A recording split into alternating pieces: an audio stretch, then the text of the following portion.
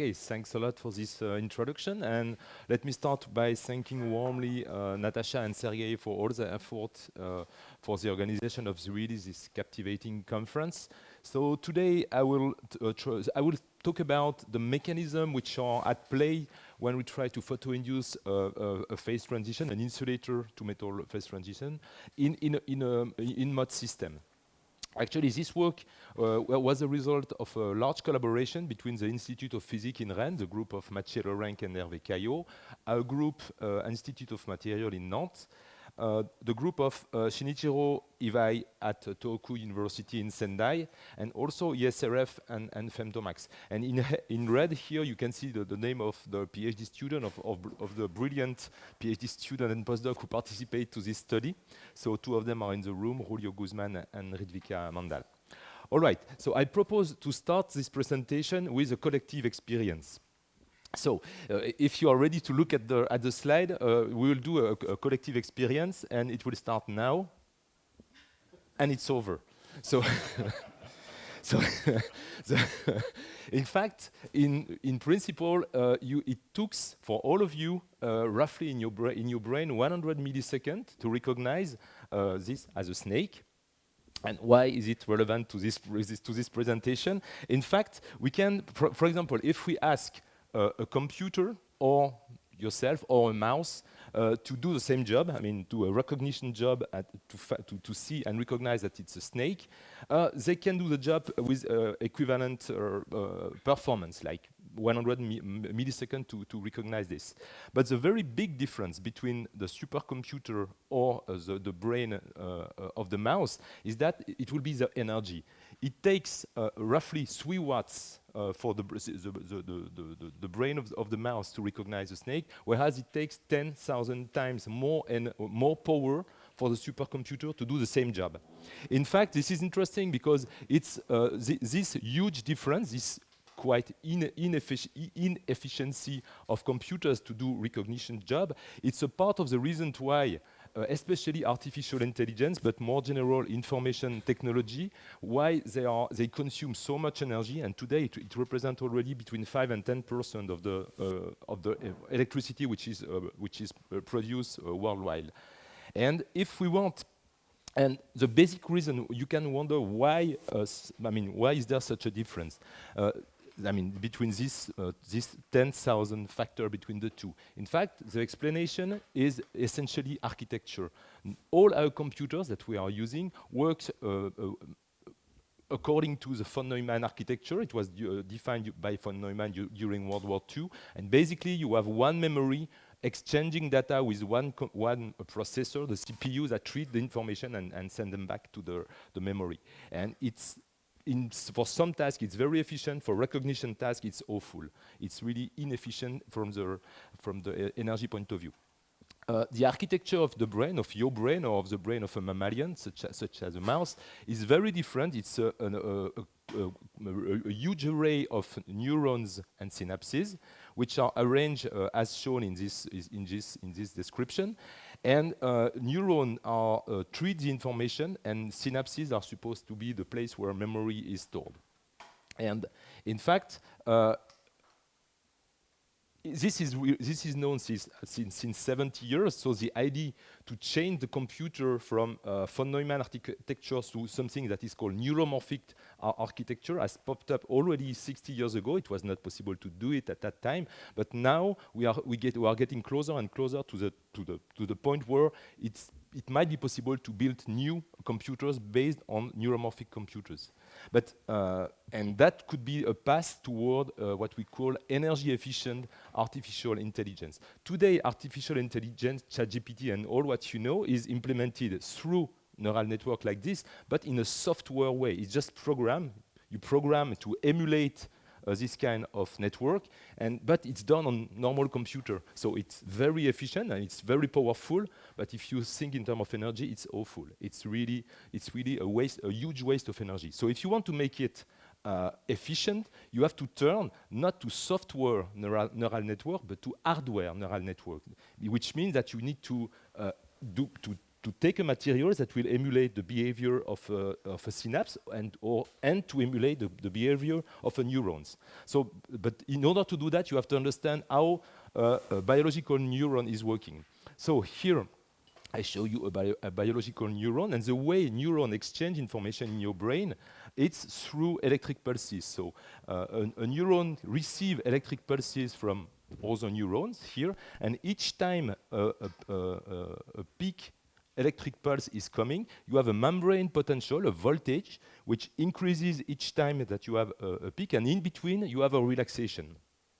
And this works up to a point where a threshold potential, threshold voltage is reached, and when this threshold is reached, then the neuron emits a pulse and send it to the other neurons. So that's how it works. So we call this behavior leaky, integrate, and fire, because integrate, you see obviously that it integrates the peak it receives. It's leaky because of this relaxation. And fire, it means it fires an electric pulse. Okay, the thing is that, in fact, if you use, well, we have shown a few years ago that, in fact, it's possible to mimic this behavior by using the insulator-to-metal transition in Mott insulators. So what we have done, we have taken a Mott insulator, a tiny crystal, as you can see here, and simply we send electric pulse to this Mott insulator. So we have done the following experiment. This is the stimulus, like for neurons. So we send an electric pulse, and then we measure simply the evolution of conductivity. So after one pulse here, you see that the conductivity with respect to the pristine one does not change. The ratio is 1. And this is the same after 2, 3, 4, 5 pulses. But you see, on the 6th pulse here, we have a sudden increase of the conductivity. It is the insulator-to-metal transition driven by electric pulse. And you see that it nicely mimics the behavior expected for an artificial neuron.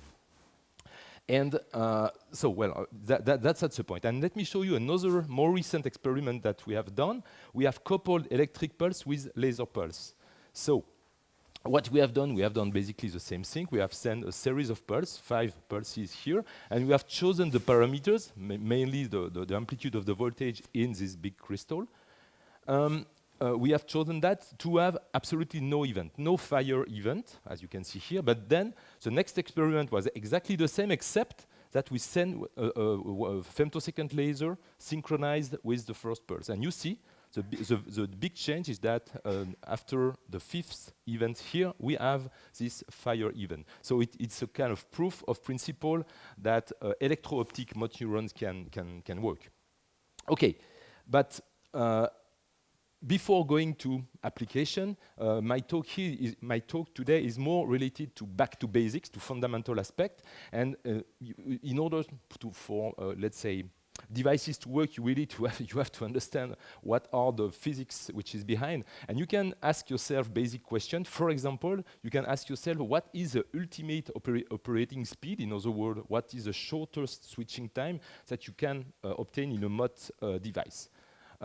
If you want to answer this question, maybe a strategy would be to replace the stimulus, which is so far was electric pulses, to go from Mott insulator into metals, which are slow, nanosecond to microsecond range, and change them to go towards, to change the electric pulse toward light pulse, because you are now in the femtosecond light pulse, and you can hope to be able to really more understand what are the physical mechanisms which are at play in such a transition.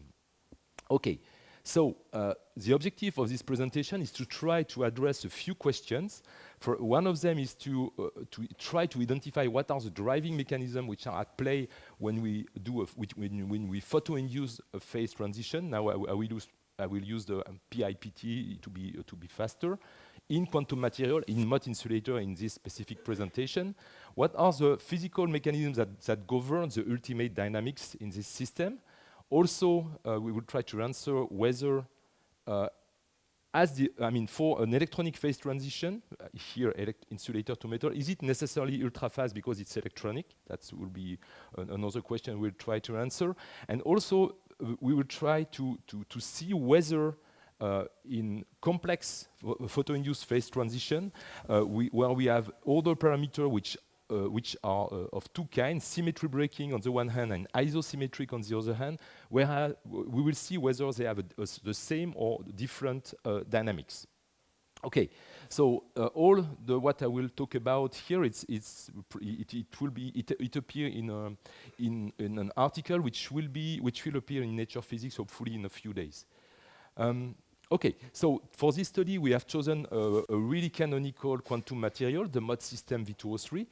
I recall here the phase diagram of this system. It's temperature, and on the horizontal axis is essentially pressure.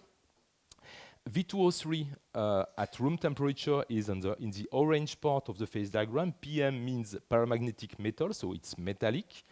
And if you substitute 1 or 2% of vanadium by chromium, in fact, you do a kind of negative chemical pressure, and you completely change the property. That is, your system becomes a PI, paramagnetic insulator, in other words, Mott insulator. And in fact, if you really carefully consider this transition, you realize that there is an electronic transition, metal to Mott insulator transition across this Mott transition line, first order transition line. And if you consider the lattice, you see that you have no change of symmetry, but you have a strong volume change of plus 1.5%. And not that these two changes are fully isosymmetric. They do not break any symmetry. If we continue the trip in this phase diagram, now if I cool down, I'm coming in the AFI region. AFI means anti-ferromagnetic insulator. So obviously, we have a magnetic ordering by crossing this PI to AFI transition line. And we have magnetic ordering, and you see also that the symmetry is lowered. So we have a transition, which is a ferroelastic transition, actually. And you see that these two changes correspond to symmetry breaking. The associated order parameter breaks symmetries. Right, so you will not be surprised if I tell you that by going directly from here to here, I will have all the components together by crossing this transition, which means that we have both a transition which involve metal to insulator, volume change, which is also roughly 1.5% plus 1.5% by going from high to low temperature, magnetic ordering and symmetry ordering as well. And what we have tried to do is we have tried to see what happened when we photoexcite a system at very low at low temperature, 10 to 20 Kelvin, far away from the transition. And okay, we have taken special experimental care in order to minimize a thermal effect in this study. So the first of them, I already mentioned it. We try to work at 10, 20 Kelvin, so far below the transition region. Here I show you resistance as a function of temperature in the sample we use for this study. So you see crystals and films. In all these cases, we are far below the transition. So if we have tiny undesired heating effect, we hope to stay in the low temperature due to the thermal heating, which is if it's uncontrolled. And the second condition we have used is that we have chosen a pumping energy, 0.9 eV, very close, just above the gap, 0.7 eV. And the idea was simple. All this energy in excess above the charge gap can be converted into heat. So that's why we choose something which is just above in order to minimize the undesired heating effect. And this, compared to what was previously done on this system in the literature, it's a bit different because you see most of the study that were done on V2O3 in pump probe, they use very different conditions. For example, the basis temperature was 157, so just below the transition, or not here, it was in the coexistence regime. You see this is an image of bright peaks, and in this image you see the dominant phase is of course a low temperature, AFI, but you see that there are some peaks remaining about the high temperature phase. So it was very different from this point of view compared to what was done before. And also, all the previous study, essentially all of them, use the titanium sapphire 1.55 eV, which result in, the thermal part, that is the difference between the gap and this energy, was larger, and there was probably more heating effect in such studies. So we try to really minimize the thermal effect in our study. Okay, let me say a word about the two kind of sample we use. So first of all, we use granular film. So here you see a SEM image. It's a side view. You see this one is well 100. Well, it's a side view. You see it's granular, so it's not epitaxial at all. And this is the top view. So you can see the grain, which are well.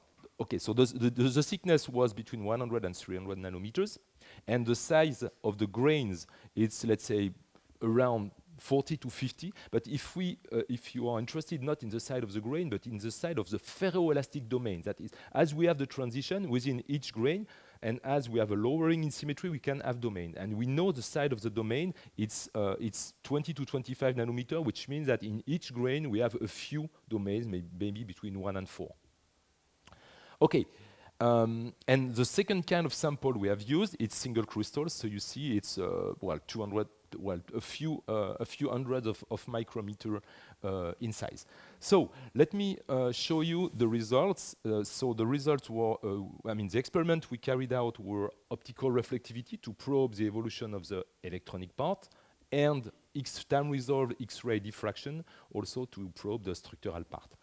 Okay, let's start with optical reflectivity. So first of all, before going to time resolve, we've done steady-state measurement, and you will see rapidly why. So first of all, we measured reflectivity as a function of energy, both in the metallic phase and in the antiferromagnetic phase, in order to have a reference. So you see the spectrum looks very different, and from this steady-state measurement, you can easily calculate a variation of reflectivity, a relative variation, which has this spectral signature. So this spectral signature is what you expect if you photo-induce a transition. You expect a signature which is exactly like this if you succeed to make a full transition.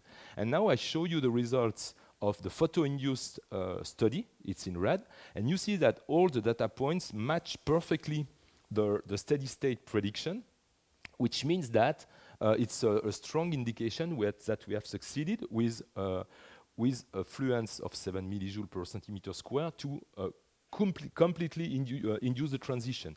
I just make a remark here. 7 millijoules per centimeter square. It's not a huge amount of photon. It corresponds to 4 photons for 100 vanadium. So it's not huge amount. Only with 4 photons, for 100 vanadium, you succeed to completely transform the system. Okay, so we have a full photo-induced IMT in the thin film, and it's a first indication. And to go beyond, let's say, electronic property, we have done time-resolved XRD. So here on top, I show you the XRD pattern. On the bottom, it's differential. That is the difference between photo-induced and laser, well, negative delay or laser-off XRD pattern. So what you see, in fact, is that you have some peaks that strongly shift toward higher Q.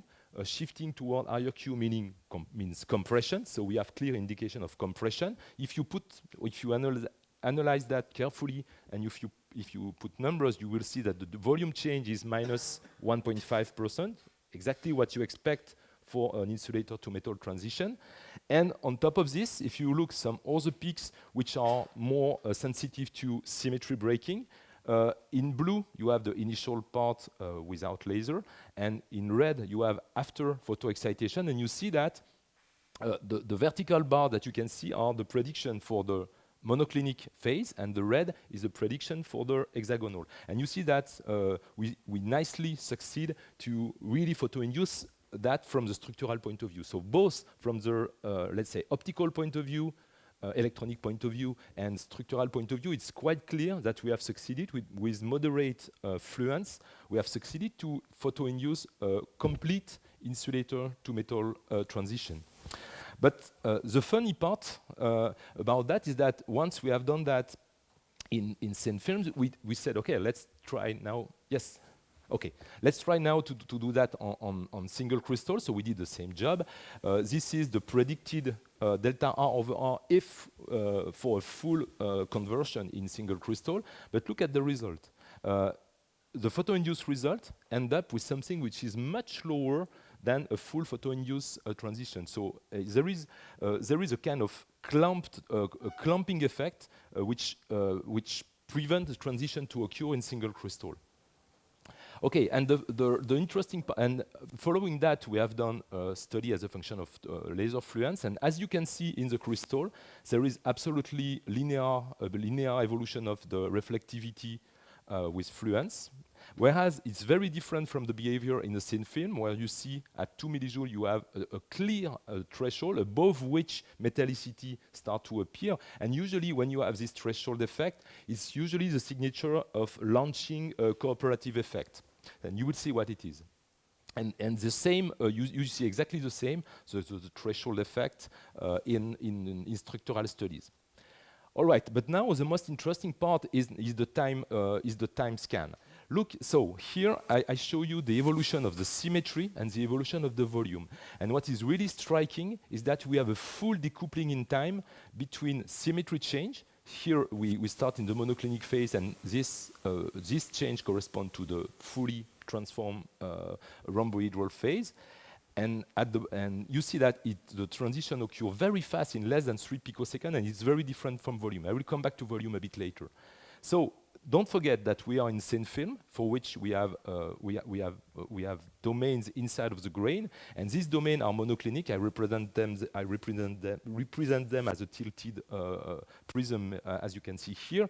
And if you imagine that the mechanism that change the symmetry is a shear strain wave that propagates from the surface toward the core of these domains, then you can calculate how much time it should take. So you just have to take the size of this domain and divide that by the transverse acoustic speed.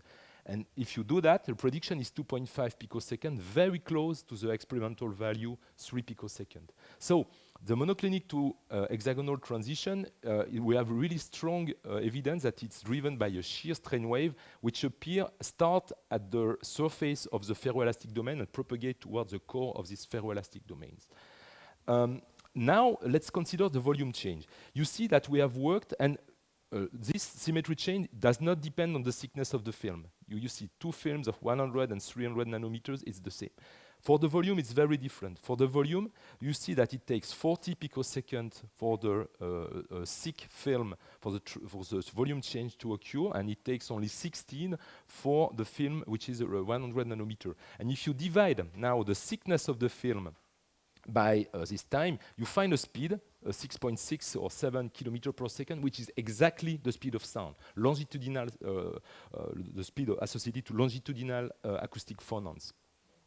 So this is a clear evidence that the mechanism at play is something like what I described here. You have a strain wave that starts at the surface that currently propagates towards the core of the system, and behind this, you have a transform phase into the high symmetry phase. And okay, that I will skip it because I'm a bit late. But if I put together the structural data and the reflectivity data, the time scan, you see that indeed after 3 picoseconds, I have something that has happened, but clearly I am not metallic at all, because the level of metallicity, we know that it's when delta R over R is close to 2, and you see that it takes the same time. Here it's a film which has the same thickness as the film used in XRD, well, roughly the same. It takes the same time for the transition, for the electronic transition. It takes exactly the same time as the structural ones. What it means is that the dynamics of the electronic insulator-to-metal transition is the same, is driven by the volume compression. So metallic state cannot be induced as long as the volume has not changed in this system. It's quite clear. And the global view out of it. So if when we send a pulse, the first event is a symmetry change, which occurs at the scale of the ferroelastic domain, and then after that, we have a coherent compressive strain wave that propagates from the surface of the film toward the core of the film, and end up with this low volume metallic phase. And so to come back to the initial question that I raised, so the driving mechanism at play in PIPT, well, at least in the case of V2O3, it's clearly strain wave for the structural part. The physical mechanism that governs the ultimate speed, in this case, it's clearly acoustical speed, transverse for the symmetry breaking and longitudinal for the volume change. Clearly, we have seen that it's the dynamics of an insulator-to-metal transition can be limited by the speed of sound. We have a nice example of this. And we see that clearly we see distinct behavior for the symmetry breaking and isosymmetric part of the order parameter simply because they act spatially on different spatial scales. And finally, we have seen the surprising role of morphology with a complete photoinduced effect in thin film and only partial one in single crystal. And with this, I thank you for your attention.